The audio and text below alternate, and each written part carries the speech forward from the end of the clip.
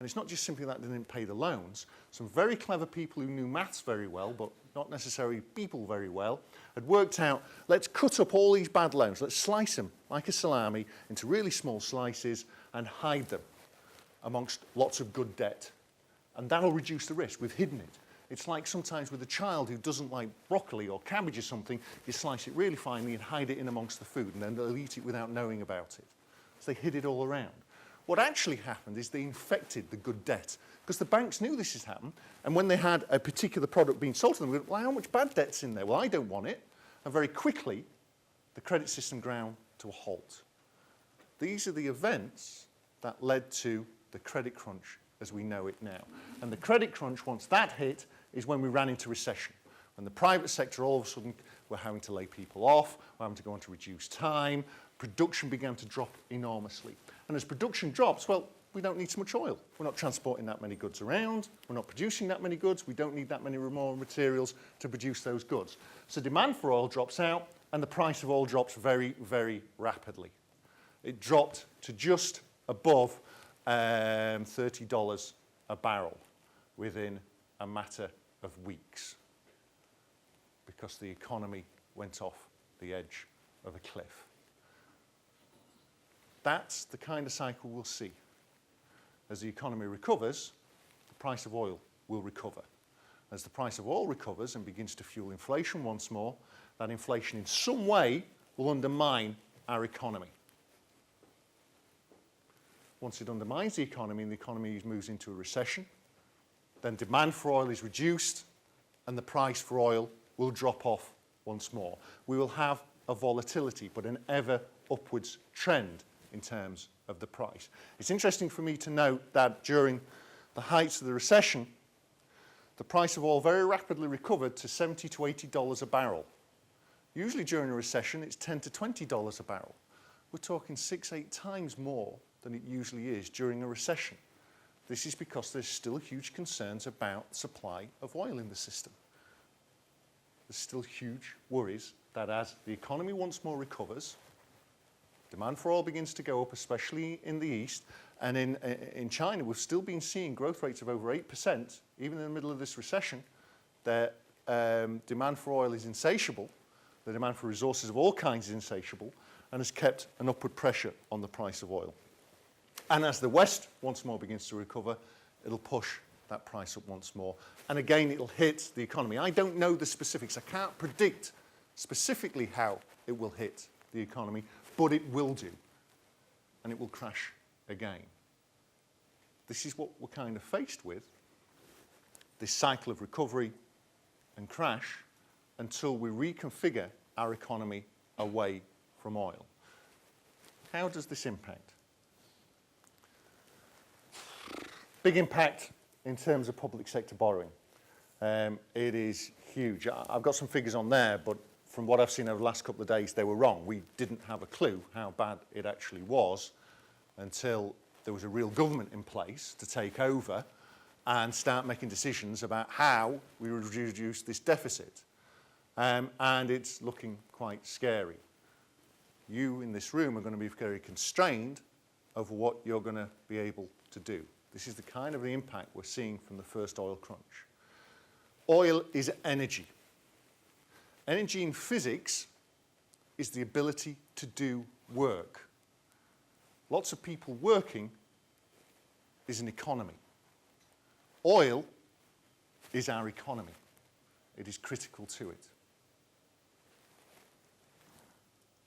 I work a lot on businesses, and I guess there's many people in here who come from the commercial sector, especially those who are elected members. So they kind of understand the basic equation for a business. It's profit is equal to how much money you can bring in, your revenues, minus how much money you put out, your costs. Okay? Your revenue, your price as it were, is determined by supply and demand. Okay? That's the marketplace determining your price. And your costs, two cost curves shown there, an average cost curve and a marginal cost curve. I'm not going to teach you economics here. I'm sure you know it as well as I do.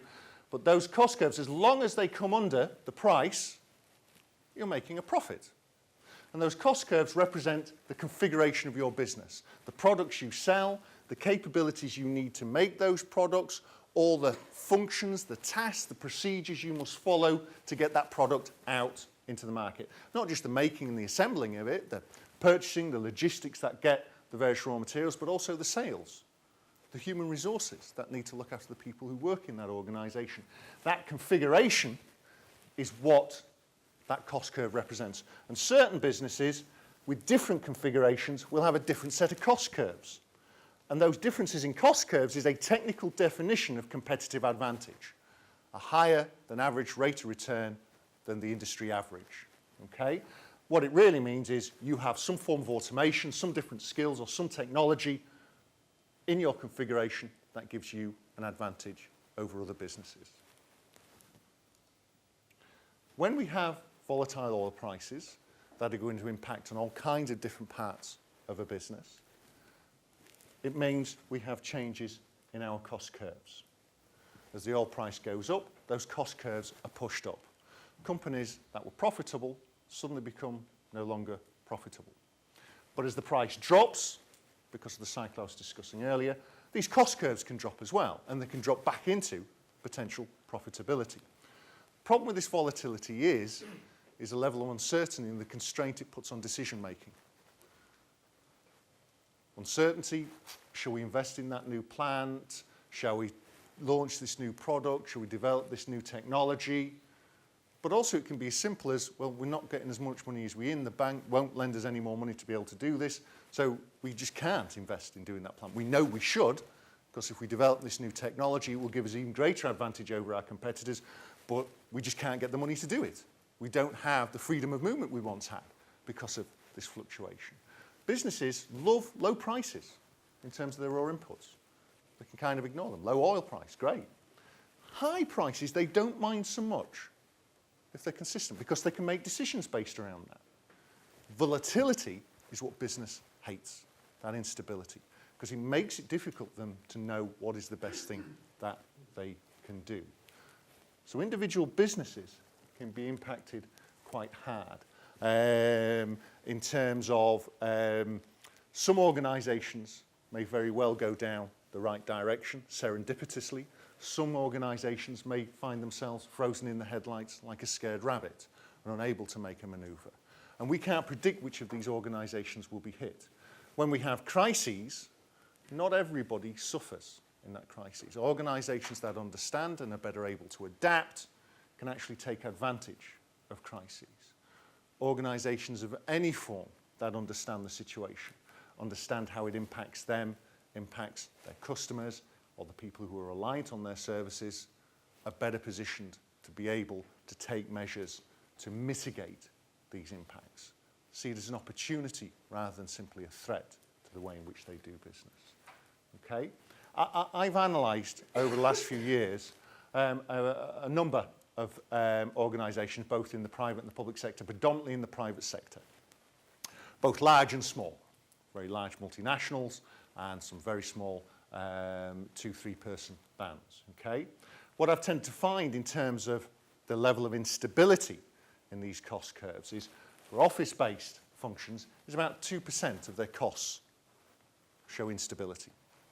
Not a lot, really. In transport, 17 to 15% of their costs show vulnerability. Diesel, that kind of thing that we've already talked about.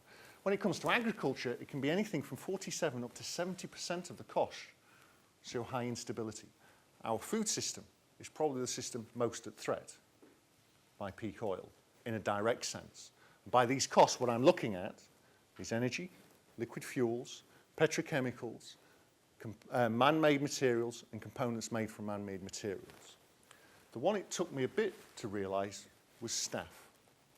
How many of you here live over 30 miles away from where you work?